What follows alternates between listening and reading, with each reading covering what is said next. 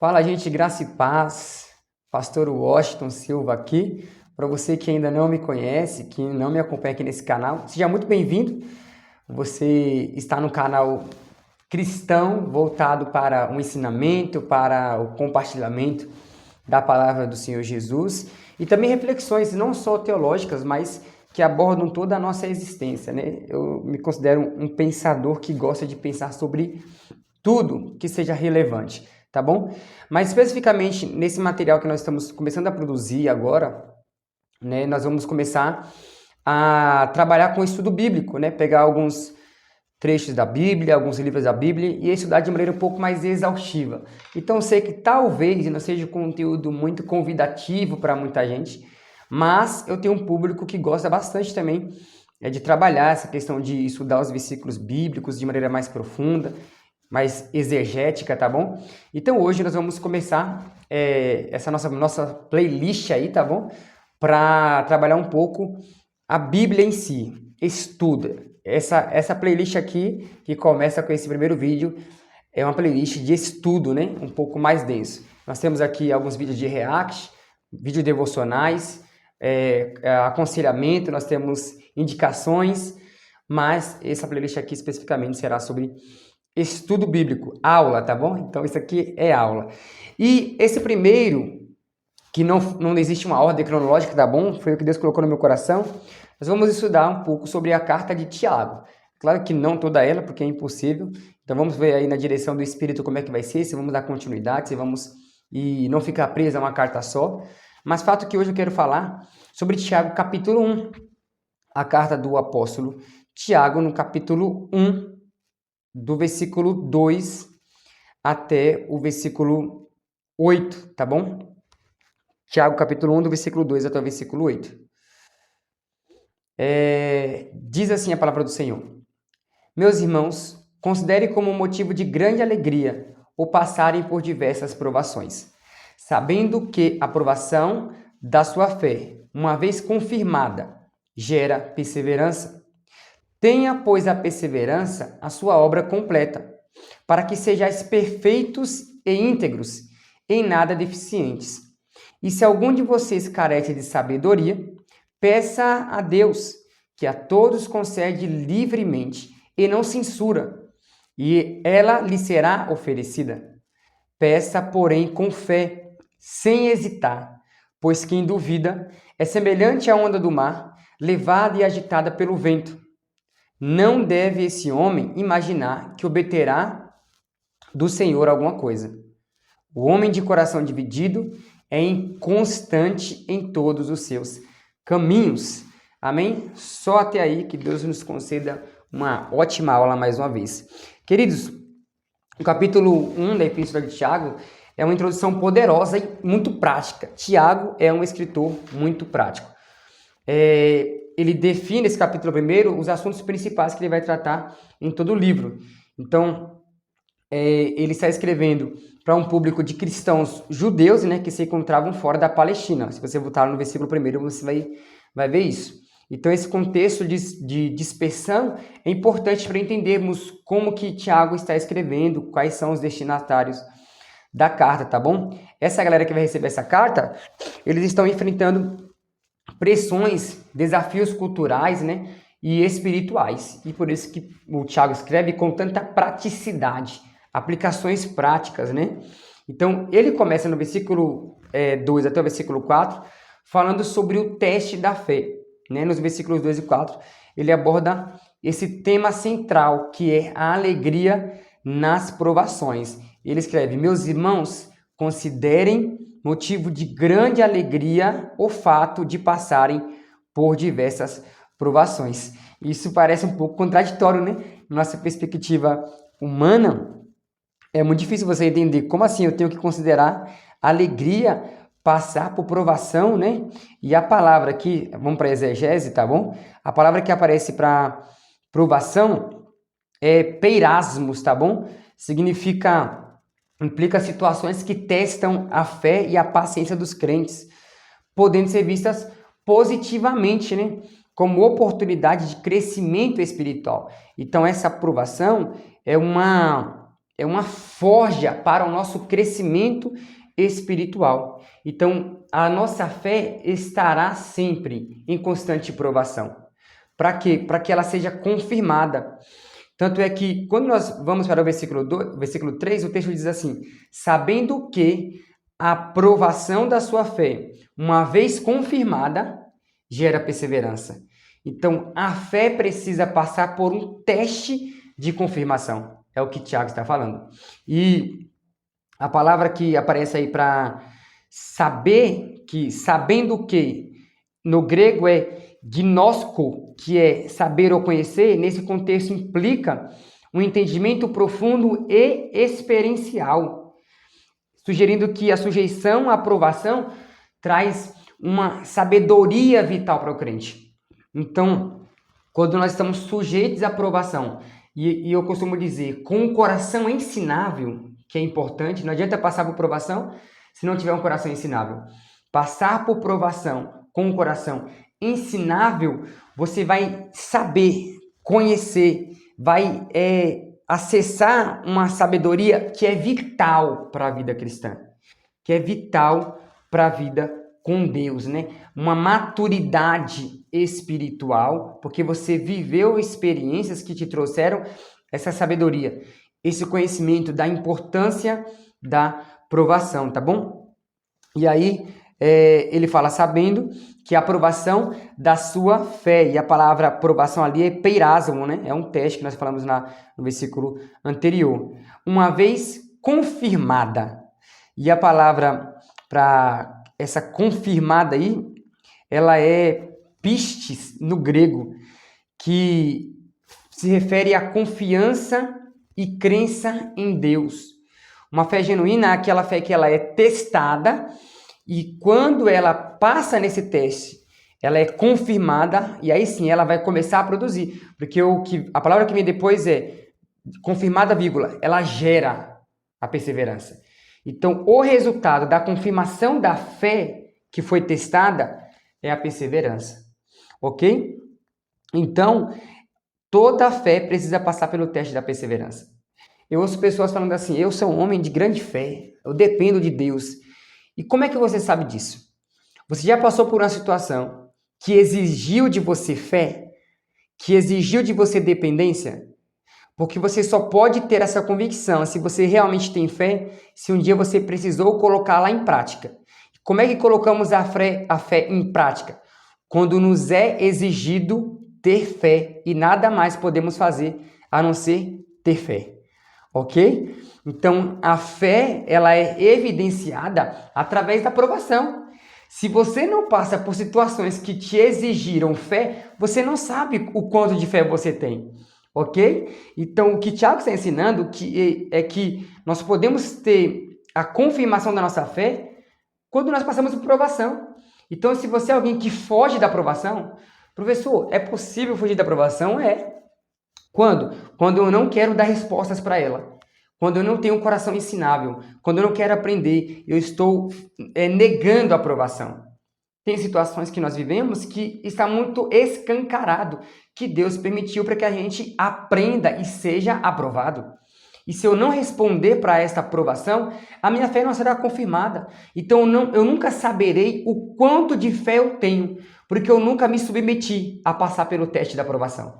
Para que essa fé seja confirmada e ela possa produzir.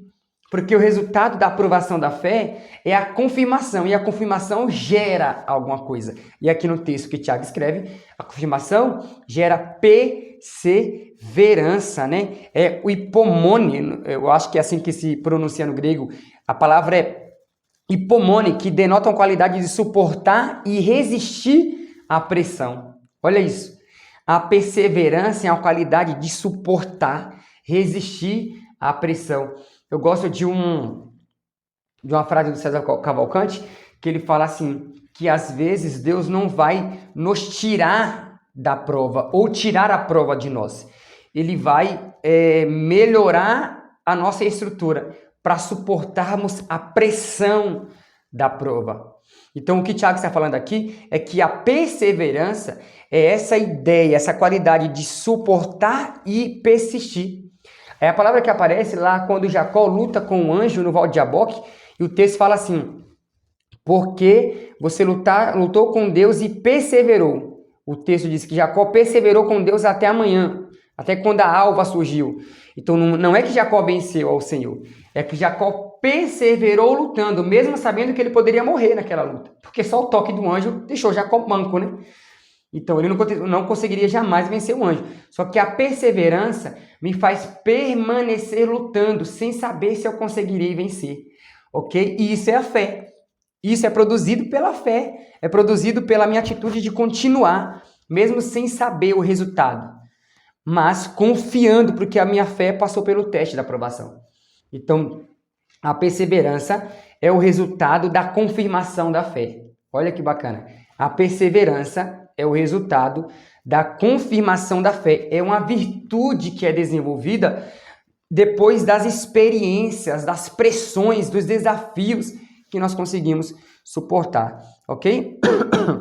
Então, eu nem sei quanto tempo tem de vídeo, mas ainda estamos no versículo 3, tá bom? Agora vamos para o versículo 4.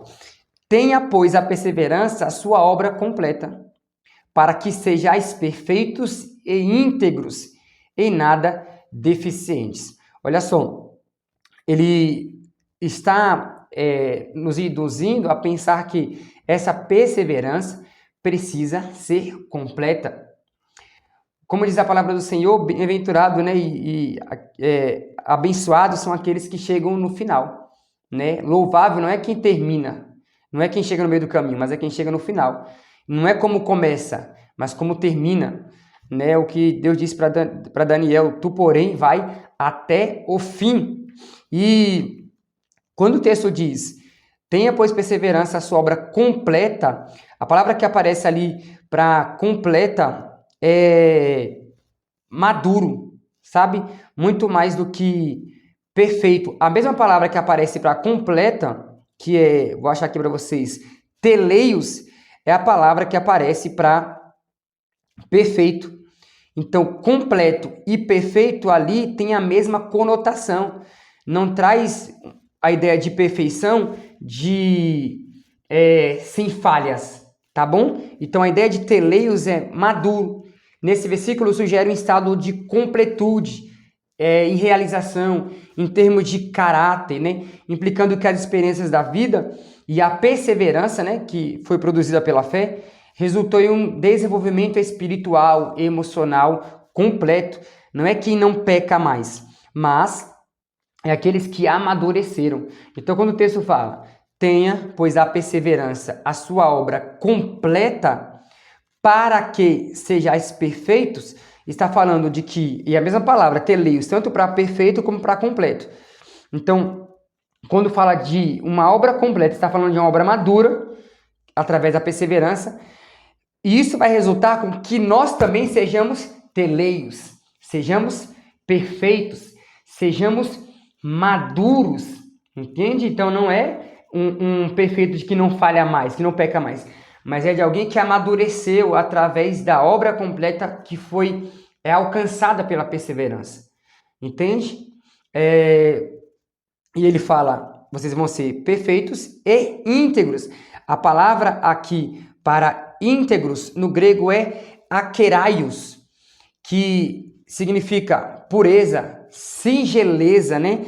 A integridade está relacionada à ausência desses defeitos, reforçando uma ideia de que o crente, ele deve ser tanto completo, não apenas em sabedoria, mas também em moralidade, em caráter. Então, quando nós entendemos que o perfeito aqui é uma ideia de maduro, de completo, emocionalmente, espiritualmente, o íntegro traz uma ideia de completude, mas no sentido moral. Uma integridade que é a ausência de defeitos que me levam a pecar. A ausência de defeitos imorais, sabe? Que são cometidos de maneira deliberada.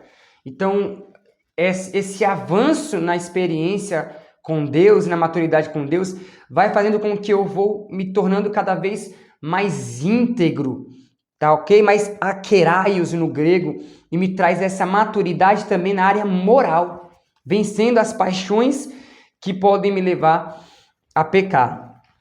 E aí ele termina falando que em nada deficientes. A palavra que aparece aqui para deficiente é leipo. Essa palavra se traduz como faltando. Então a ideia de deficiente é o que está faltando alguma coisa. Então fala-se de não ter falta ou excesso em nada, né? Refere-se à ideia de não ter nada em excesso ou em falta, enfatizando que a maturidade espiritual não deve apresentar lacunas. Eu gosto muito da palavra equilíbrio. Eu gosto de quando Jesus nos relaciona com o sal, porque o sal é algo que requer equilíbrio.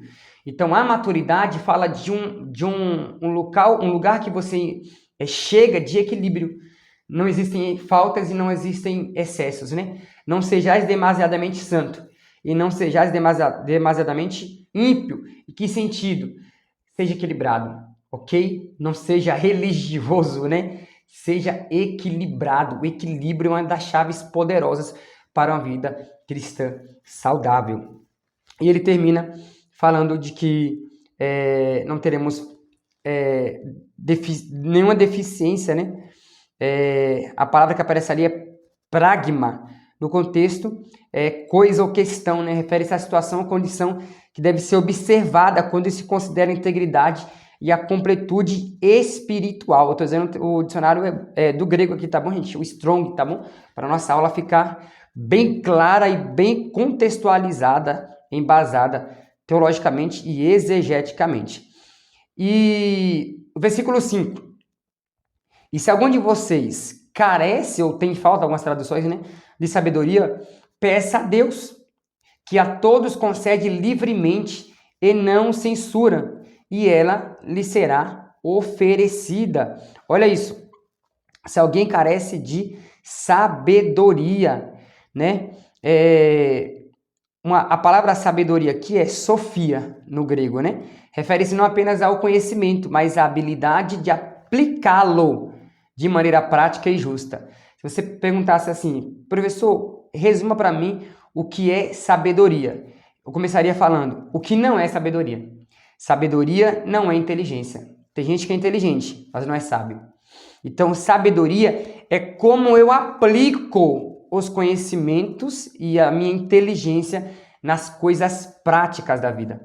Então, é a aplicação das experiências vividas, dos ensinamentos adquiridos, do conhecimento que eu consegui adquirir, como que eu aplico isso de maneira que vai glorificar a Deus, que vai fazer bem para mim, que vai fazer bem para o próximo. Isso é sabedoria. Por isso que tem muita gente que é muito inteligente, mas não é sábio, porque não consegue trazer para a vida cotidiana a prática desses conhecimentos. Então, por isso que a sabedoria é algo que vem de Deus. E por isso que o Tiago recomenda para que a gente peça a Deus se nós temos falta de sabedoria. Porque ele vai conceder livremente, ele não vai censurar. Vai ser dado isso porque Deus sabe que vai fazer bem para a gente, né? Ele fala de dar livremente que não vai ter custo para Deus.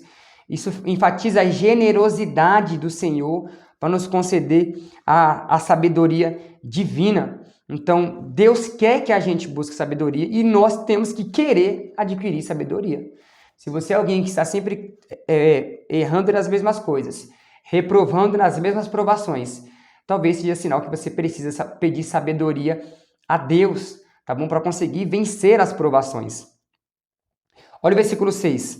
Peça, porém, com fé, sem hesitar, pois quem duvida é semelhante à onda do mar, levada e agitada pelo vento.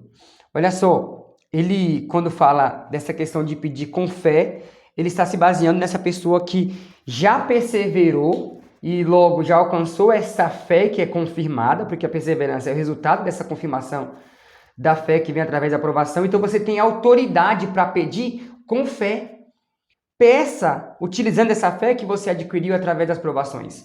E peça a Deus a sabedoria com confiança, crendo que Deus ele tem poder para te dar. E ele fala para pedir sem duvidar. A palavra duvidar aqui no grego é diácrino, que é a ideia de hesitação. Peça sem hesitar. sem ser alguém hesitante, sabe? E nesse contexto refere-se à dúvida interna que impede a confiança total. Talvez você até acredita, mas tem alguma coisa no seu coração que fala, será mesmo? Será que Deus vai me dar isso? Não, a fé não cabe dúvidas. E quando ele conecta essas duas palavras de pistes, que é a confiança, a fé, e diácrino, que é a dúvida, a hesitação, ele está falando, aqui, pistes, a fé, não cabe o diácrino, que é a dúvida. Se você pede a Deus, você tem que pedir com confiança. Não pode ter hesitação, não pode ter dúvida. Peça sabendo que Deus tem poder para te dar. É o que Tiago está falando.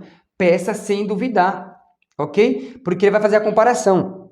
Porque se você duvida, se você é esse homem que pede, se você é essa mulher que pede, mas sempre fica assim, eu não sei, sabe? E por nenhum motivo, seja por seu complexo de inferioridade, seja por sua negligência, seja porque você não confia em Deus, seja porque você nunca teve experiência de fé, pode ser que você duvide. Se você é essa pessoa, ele compara, que é como ou semelhante, né? Essa comparação é semelhante à onda do mar. A palavra aqui para onda é quima no grego, que se refere ao quê? À instabilidade do mar. O mar é um local de incertezas, né? Durante toda a antiguidade, por que os navegantes tinham muito medo do mar? Porque o mar é um local obscuro. Não dá para saber o que tem no horizonte, né? Quando você cruza o mar, não dá para eles não sabiam o que tinham ali. Então, por isso que as navegações antigamente tinha tantos mitos, né? De monstros marinhos, de coisas terríveis que tinham no mar, porque era um local mitológico, de incertezas, né? Tanto é que no céu não vai ter mais mar. Por quê? Porque o mar será destruído, porque o mar transmite essa ideia de incerteza, instabilidade, sabe? A qualquer hora o mar pode ficar revolto, bravio.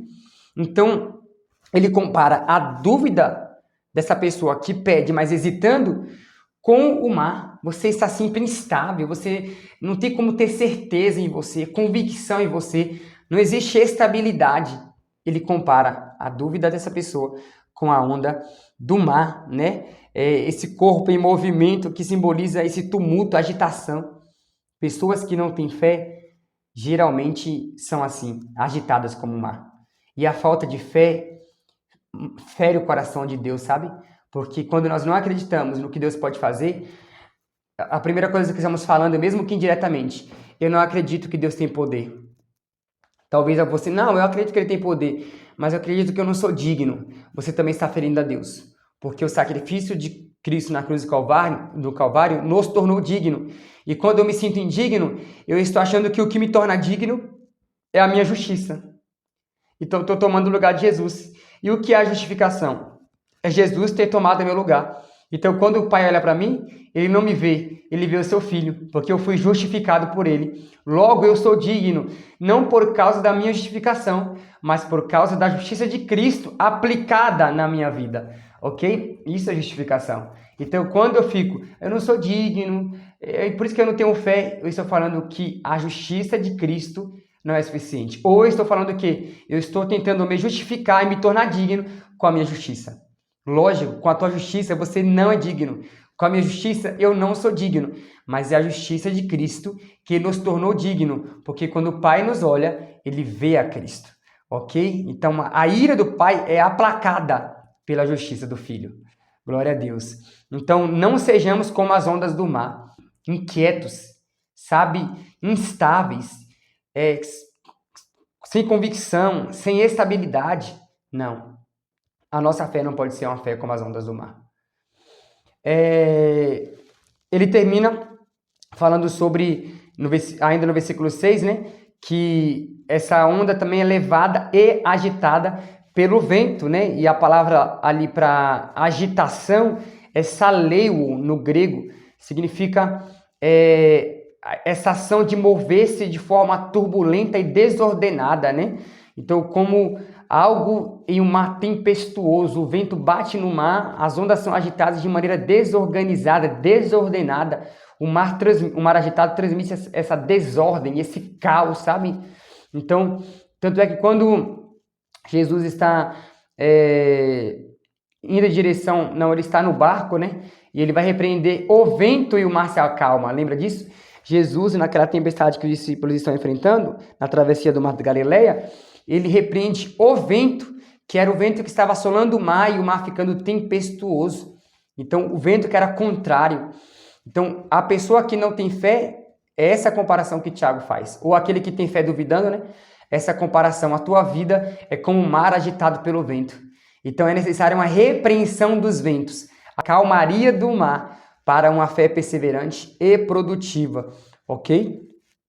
E aí ainda, no versículo 7, ele fala: não deve esse homem imaginar que obterá do Senhor alguma coisa. Olha isso. Esse homem que duvida, que é hesitante, ele não pensa que vai obter alguma coisa do Senhor. Certeza que ele não vai obter. Então ele apresenta uma advertência clara da expectativa que podemos ter sobre a ajuda de Deus na nossa vida. Se é com essa hesitação, nós não receberemos o auxílio do Senhor. Por quê? Porque nós não se encaixamos com o homem de fé que Deus requer que nós sejamos. Nós não estamos colocando em prática a sabedoria. Então, o nosso desejo tem que estar alinhado a uma fé genuína, vibrante, convicta. A fé é o firme fundamento das coisas que não se veem. Mas a certeza, a convicção, não é sentimento, gente, é convicção das coisas que se esperam. E a esperança não duvida. A esperança não pode duvidar. Lembra que Jó falou na sua aprovação? Eu bem sei que tudo podes e nenhum dos seus planos podem ser impedidos. Olha só, ele não falou assim, ó, eu sinto que o Senhor pode tudo. Não, ele fala, eu bem sei que tudo podes. Há uma convicção racional em Jó que faz com que ele saiba que Deus pode todas as coisas e que nenhum dos planos de Deus podem ser frustrados. Então, Deus requer de nós uma fé, é claro que experiencial, de uma experiência, mas sobretudo convicta, gente. É uma certeza de que Deus vai fazer, porque Deus é poderoso, porque nós conhecemos o Senhor, não só de experiências relacionais, mas de uma experiência empírica, uma experiência prática, mas também racional, uma experiência relacional, mas também racional. Eu li, criei, logo eu vivo aquilo que eu creio, conscientemente, ok? Isso é muito importante para balizar a fundamentação da nossa fé. Então, olhando para o Senhor como aquele que supra as nossas necessidades e temos fé que Ele irá supri-las, que Ele vai responder às nossas petições, nós não podemos esperar como esse homem que é comparado à onda do mar, porque assim nós não vamos receber. A dúvida é um sinal que nós não estamos preparados. A dúvida é um sinal que nós não estamos preparados para receber aquilo que Deus quer fazer em nossa vida. E eu termino no versículo 8, que diz assim: o homem de coração dividido é inconstante em todos os seus caminhos. Olha isso, que pedrada do Tiago. O homem de coração dividido é inconstante em todos os seus caminhos. Aqui ele está falando do ser humano em geral, né? O adulto, né? O adulto, o indivíduo. E a palavra que aparece ali para coração dividido no grego é dipísicos. É dipísicos, é isso aí. Esse termo é composto de di, que é dois, e psique, que é alma. Olha isso. Isso implica uma referência a alguém que vacila entre crenças ou opiniões, levando a uma falta de compromisso ou firmeza em sua fé e valores. E essa comparação para mim é muito chocante assim. Por quê? Porque esse coração dividido está falando de uma alma sem convicções. Está falando, e aí quando eu falo de alma, eu estou falando da persona. A alma, psique, no hebraico nefesh, é a pessoa. Você não é um corpo que tem uma alma. Você é uma alma que tem um corpo, porque a pessoa é a alma. A sede do sentimento, intelecto e vontade. Logo, essa pessoa que duvida, ela está com a alma dividida. A psique dividida. Não é só sobre mente, é sobre a pessoa dividida. Então ela não é dividida só na fé, ela é dividida em tudo. ok? Sentimento, intelecto e vontade. O coração dela é um coração dividido. Logo, você não tem incerteza somente nas coisas espirituais. Você tem certeza sobre tudo na sua vida. Nada é muito certo. Isso é uma pessoa sem fé. Meu Deus, olha a profundidade disso, gente. Uma pessoa sem fé não é uma pessoa apenas que está passando por dificuldade na área espiritual. Uma pessoa que duvida da sua fé, ela é uma pessoa dividida em tudo. Todas as áreas da sua vida estão afetadas por esse coração dividido. Bipartido, sabe? Então, isso é muito importante. E ele fala que esse coração dividido, ele é inconstante.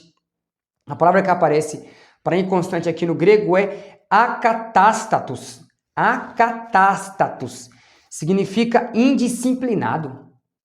Não é só inconstante, é indisciplinado. O que é isso? Descreve uma pessoa que não tem estabilidade. Tudo que ela vai fazer, não existe estabilidade nas suas convicções, nas suas ações.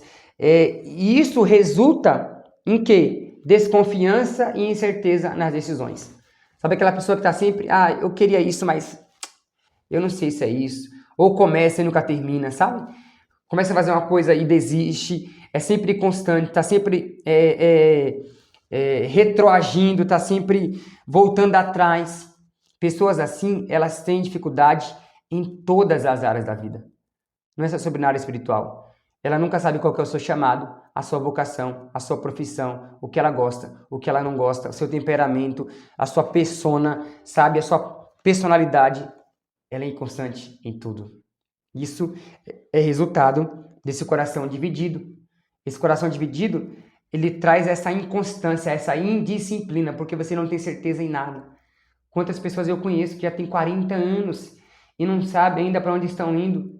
Estão começando e terminando, começando e parando antes de terminar. Não tem, sabe, estabilidade em nada, não tem firmeza em nada. Resultado de alguém que ainda não alcançou o nível de maturidade em fé. Ok? Inconstante, indeciso. E ele fala que essa inconstância ela vai acontecer em todos os seus caminhos, ok? Indica essa totalidade, sugerindo que a inconstância afeta cada um dos caminhos que essa pessoa decidir seguir, ok? Então, todos os caminhos, estradas, não somente na prática da vida, né, das decisões práticas da vida, mas também ao estilo de vida ou a filosofia que essa pessoa escolhe seguir. Os pensamentos dela são inconstantes. As decisões são inconstantes. Tudo que ela decide fazer ou pensar está envolto de inconstância. Então, esse texto apresenta essa advertência sobre essa incoerência de querer ter fé duvidando. Não tem como. Aquele que tem esse tipo de fé vai viver de maneira instável o tempo todo. E isso é uma turbulência no coração. Uma vida com a fé que duvida, inconstante, é uma vida turbulenta, sabe? Porque estamos sempre divididos, sem convicções plenas. Essa divisão resulta em uma luta interna que não tem fim. Você está sempre duvidando se você é capaz, se é isso mesmo que Deus tem para a sua vida, o que você tem que fazer, como que você tem que agir. Você está num turbilhão de pensamentos inconstantes. Indecisão. E a indecisão já é uma decisão. E é a decisão de não escolher por aquilo que glorifica a Deus. Então, se faça uma autoanálise. Se você é uma pessoa que vive de maneira inconstante, se você está sempre incerto nas coisas que você tem que decidir, sabe? Se tudo tem dúvida para você, se nada é muito claro, peça sabedoria a Deus. Veja se você não está fugindo das provações que Deus permitiu que você enfrentasse, para que você crescesse, amadurecesse, perseverasse. E essa perseverança, ela vai ser o resultado dessa confiança em Deus, onde sua fé será confirmada e vai ser gerado através dessa confirmação a perseverança. E a perseverança vai fazer você amadurecer. E você vai ter autoridade para pedir: Senhor, me dá sabedoria, porque eu sou perseverante, eu tenho fé e eu peço com fé, porque quem pede com fé, sem duvidar, não é como esse homem que é comparado ao mar. as ondas do mar, agitadas pelo vento. Ele é alguém que crê, que sabe que Deus faz, que Deus é poderoso para fazer, e ele acredita que ele vai viver o que Deus disse que ele pode viver. Ele vai pedir com fé, sem duvidar, Senhor, eu quero isso, se tiver no teu coração, eu sei que vai acontecer, porque o Senhor é poderoso para fazer e eu não tenho dúvida disso. Amém, queridos? Glória a Deus, eu espero de verdade que essa mini aula tenha abençoado a tua vida. Que esses 8 versículos aí do primeiro capítulo de Tiago possa ter alcançado o teu coração, não só com aprendizado, mas com prática, tá bom? Então, Tiago nos convida para olhar para a vida e com esse olhar, nós precisamos ter fé, uma fé que não tem dúvida. Essa reflexão é muito importante e nos desafia a buscar um coração unificado no Senhor, não dividido, sabe? Não como ele deu exemplo, um coração dividido, uma alma dividida, não. Um coração íntegro, inteiro, firme, glorifica ao Senhor. Façam que o Senhor seja glorificado, porque Ele vai olhar para nós e vai falar. Eles entenderam que não é sobre eles, é sobre aquilo que eu posso fazer através deles. Amém? Que essa palavra, que essa aula encontre guarita no teu coração, que em nome de Jesus você possa ter aprendido muito, tá bom? Eu te peço, compartilha aí essa aula com alguém, comenta aí o que você achou. Quer mais aulas como essa? Você achou que foi bom, foi profundo, tá bom? Comenta, me ajuda a saber o que pode melhorar aqui, o que a gente pode fazer de melhor para que você seja abençoado por esse conteúdo. Amém? Muito obrigado pela tua audiência. Curte esse vídeo, comenta, compartilha com alguém. Se você ainda não é inscrito, considere se inscrever nesse canal, tá bom? Para que você possa me ajudar a alcançar mais vidas. Quando você faz isso, o YouTube entende que esse conteúdo é relevante e ele manda para mais pessoas e mais pessoas são abençoadas por esse material, tá bom? Gente, Deus abençoe e fica na paz. Até o próximo vídeo. Tchau!